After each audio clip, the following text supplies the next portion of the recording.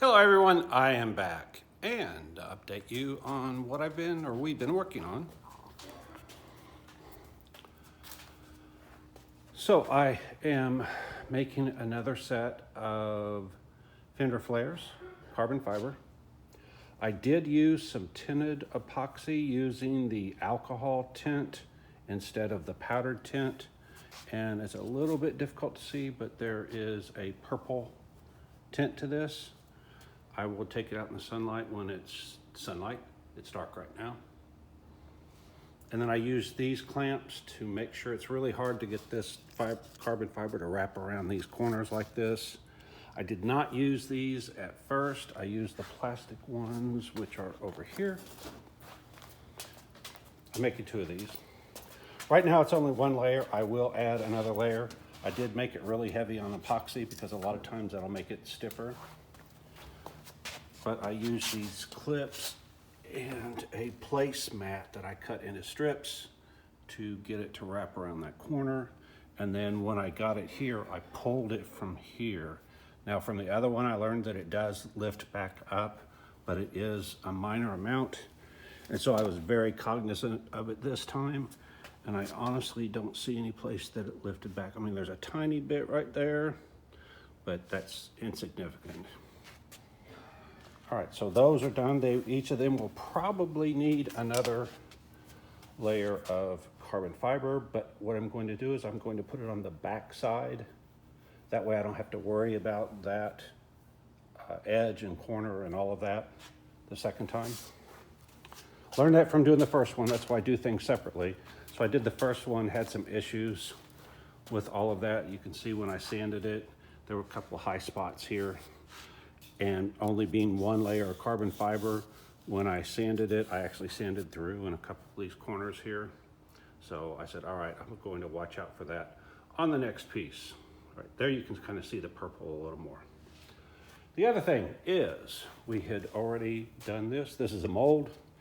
In the mold, I sprayed it first with 2K paint, there we go, clear.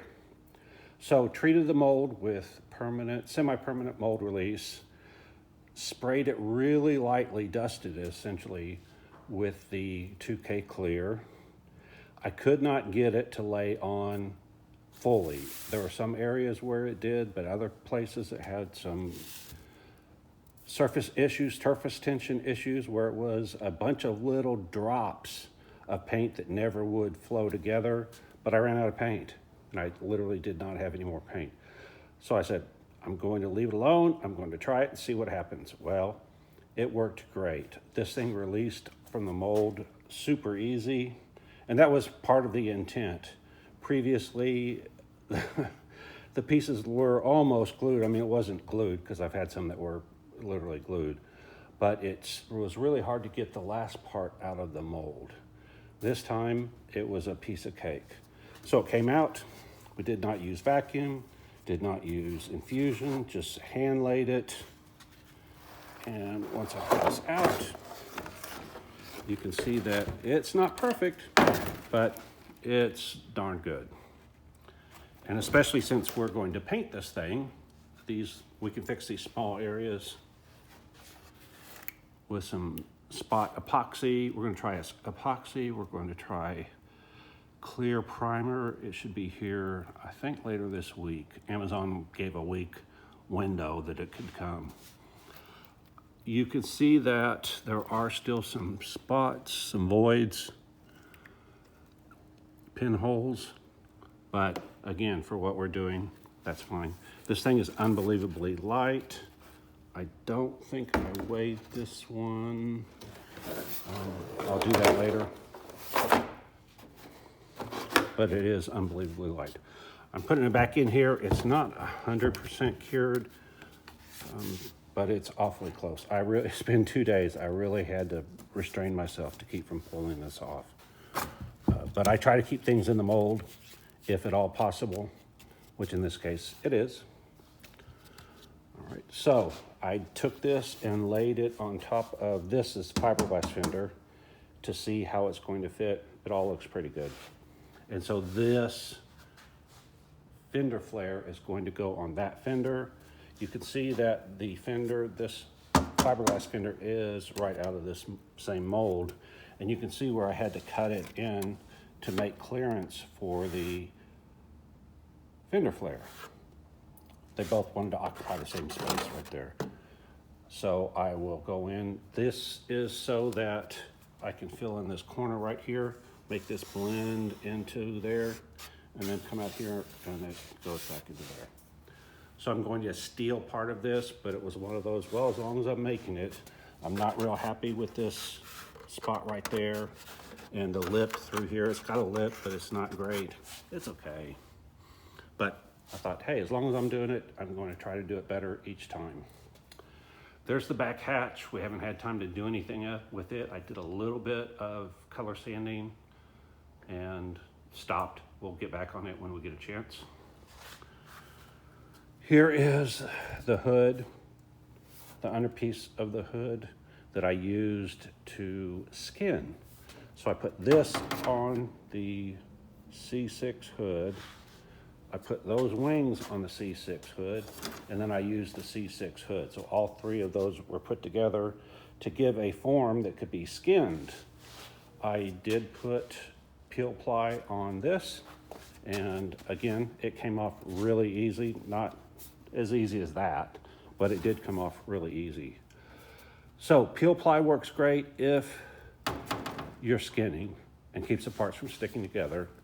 You can use peel ply here instead of the Paint 2K paint. The issue with peel ply in this case would be the surface texture of the peel ply will come out in the part.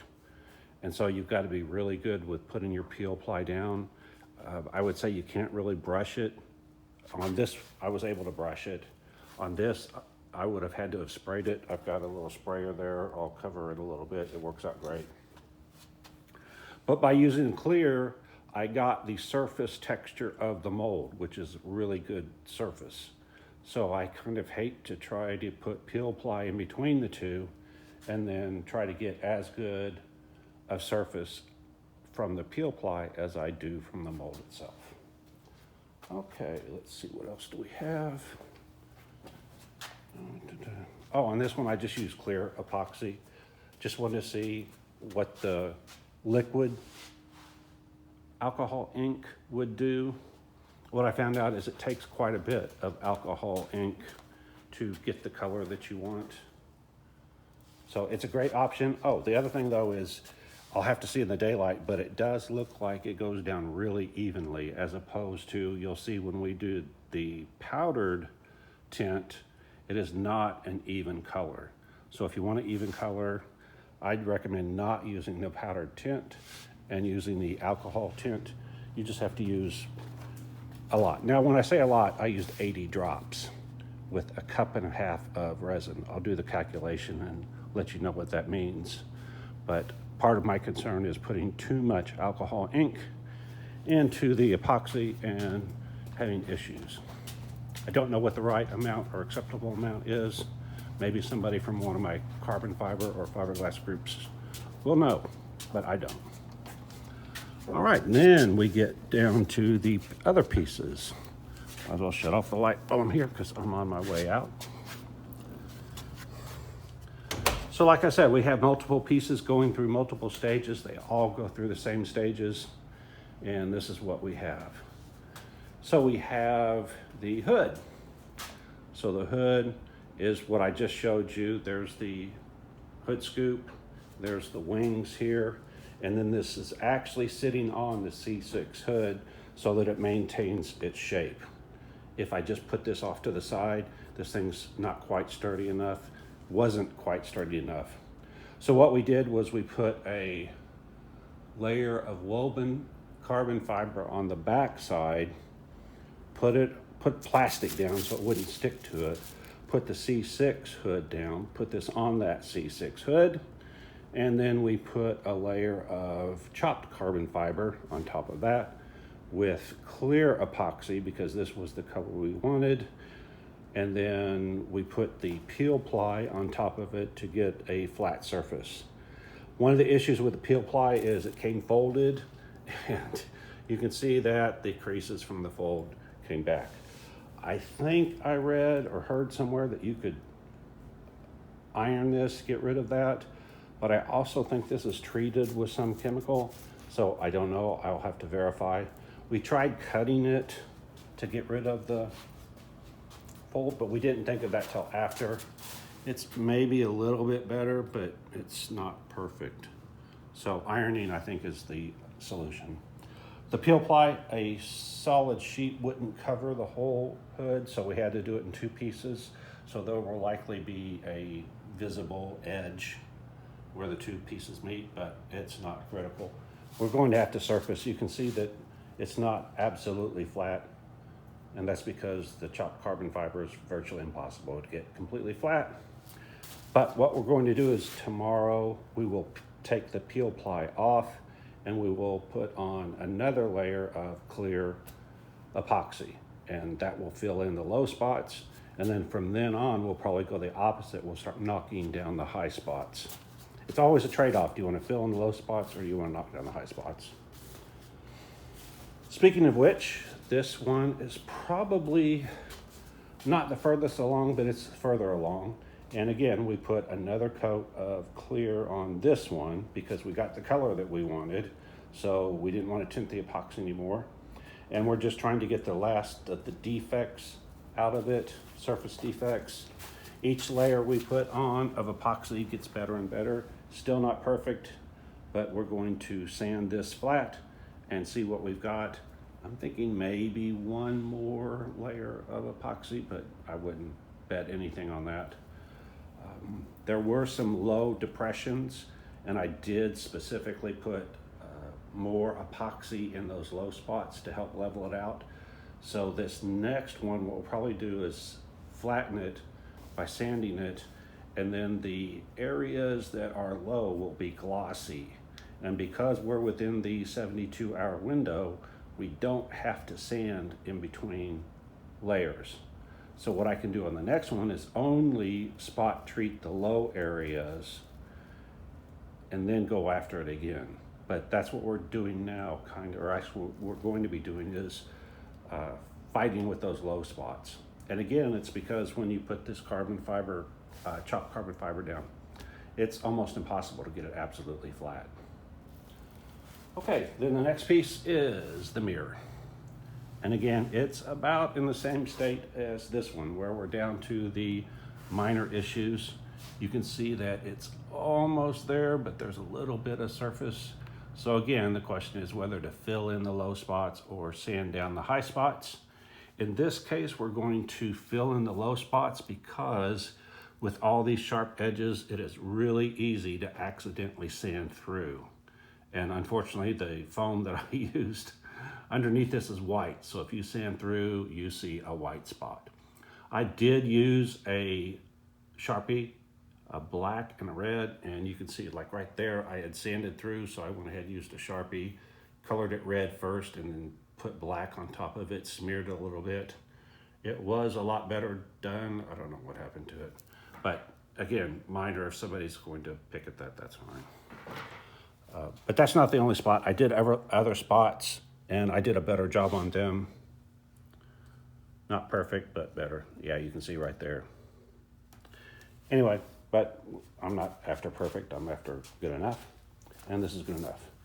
But speaking of perfect, we're getting really close with this. This is the gas filler door, and you can see we've got the clear on it. We've sanded it several times. There were some depressions in the surface, and my lovely assistant was able to fix those, and so now it is, I don't know, I think it's there. I don't see how we could get it much better. Now, everything has to be clear coated afterwards because epoxy and carbon fiber are not UV resistant, and so you have to put clear coat on it. And so any minor surface imperfections that are still in this gas filler door will be taken care of with the clear. And that's about all I have. I did want to give you a little tip that I read.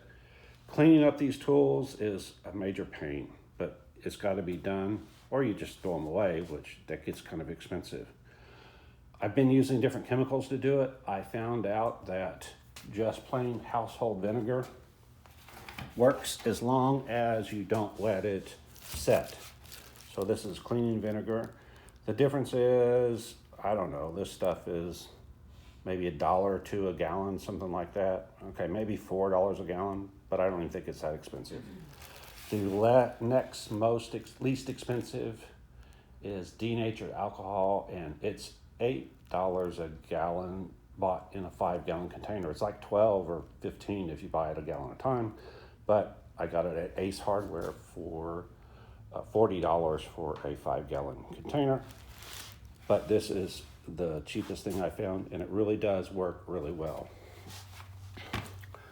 We use different rollers. We've been using foam rollers. They work well. We use the typical composite rollers right here. They're paddle rollers. We did not clean them in time, so you can see that some of the tinted epoxy is on there.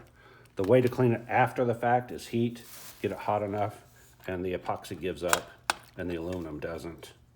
But again, if you catch it soon enough, then you don't have to mess with that.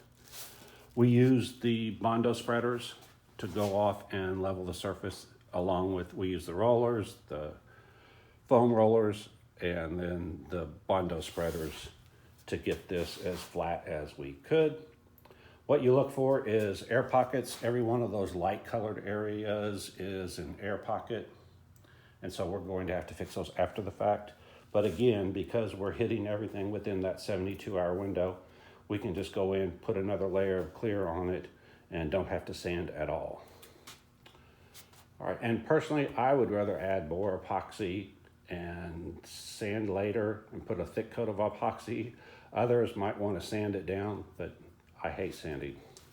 Luckily, my assistant, she doesn't mind it. So, all right, I think that's got everything covered. I did get some goggles and a mask because that 2K paint, you are not supposed to breathe it. And so I got a mask for that. What else did I get? Let me look. I get so much stuff from Amazon, I forget what I've ordered and what I've gotten. So let's go over here. Have a ton of foam brushes that we use. Oh, got some more clear. Got some matte clear to see how it looks. Although at this point I'm leaning away from it because this gloss just looks so much nicer. Let's see. Oh, there we go. Got some basically super glue in a large 4-ounce container. This will allow us to fill. Let's see. Let's go ahead and look at the surface, and I'll tell you what we've got. Sometimes, oh, there we go. Well, it's hard. There it is. See that little divot right there? I'm not going to touch it because this is wet. But these little spots like that, we can either keep putting on more and more layers of epoxy to try to fix those, or you can use super glue. So we're going to go ahead and try. I've never done it before, but I've read that it's possible. So when we get down to, it's basically flat except for a couple of little spots like that, we're going to go ahead and use the super glue. Now, one of the ways to minimize those spots is to use a heat gun. And what the heat does, it allows the epoxy to flow together, but it also makes it thinner when you do it, so it makes it tend to run. If you've got an area that's like right on the verge of running and you hit it with the heat, it will start running. All right, so this is just another thing to try out. And then there's the goggles, because we are doing so much sanding. Got a set of goggles. And then in there is the mask and a lesser set of goggles. These are a relatively nice set. The other ones are relatively inexpensive, but they'll do.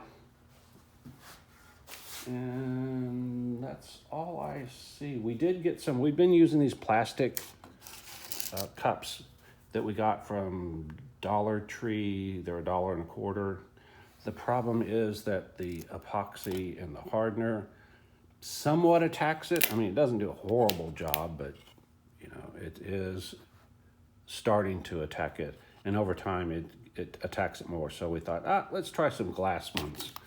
So I went to Target and got some glass ones, and these were like, I don't know, less than $3 a piece. So we'll try them out and see if the glass works any better.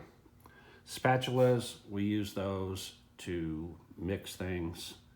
And once we pour the hardener or the epoxy into the cups, we use the spatulas to get it out of the cup and then into our containers where we then apply it. One of the other things is we had been using polyester and fiberglass and these cottage cheese containers, any of these plastic type containers. Once it hardens, the polyester resin just pops right out. Epoxy doesn't. Epoxy glues itself. So we either have to use something else. I don't know. I was going to try to do a glass one and see if I can get it out, but I'm afraid it may try to also glue itself in. So we will see. We are quite low on epoxy. There's our hardener, and then our epoxy's down here. It's ordered. I expected it in by now. It hasn't come yet. Hopefully it comes the next day or two. Another thing, scissors. We tried all kinds of scissors. Believe it or not, these Harbor Freight scissors work awesome. The black ones, they had 3 different kinds, an offset pair, a normal straight pair, and then these black ones. They were each $9.99 a piece. It was not on sale. I just needed them. So I went ahead and grabbed them. The black ones seem to be better than the others. They all work better than any of the scissors we've tried, but the black ones seem to be even superior to the other 2. So I just wanted to pass that along. For $9.99, I don't think you're going to find any scissors that work any better, that are any less expensive. All right. So what we're going to do is we're going to continue on another layer of clear there, possibly another layer of clear on the mirror, depending on what it looks like in the morning. I'm debating on whether to sand it. I'm afraid I'll sand through, so I'll probably put another layer of epoxy. It's not that big a deal. And we will pull off the peel ply and put a layer of clear epoxy on here. Then the other mirror, that's going to be kind of a big project. I don't like the shape of this mirror. It's too bulky. So I'm going to have to go in and remake it. Okay. All right, that's got it. So go ahead, like, subscribe, hit the alert, hit the thanks if you want to donate, share this thing. And if you don't like what we're doing, you don't know Jack. Bye.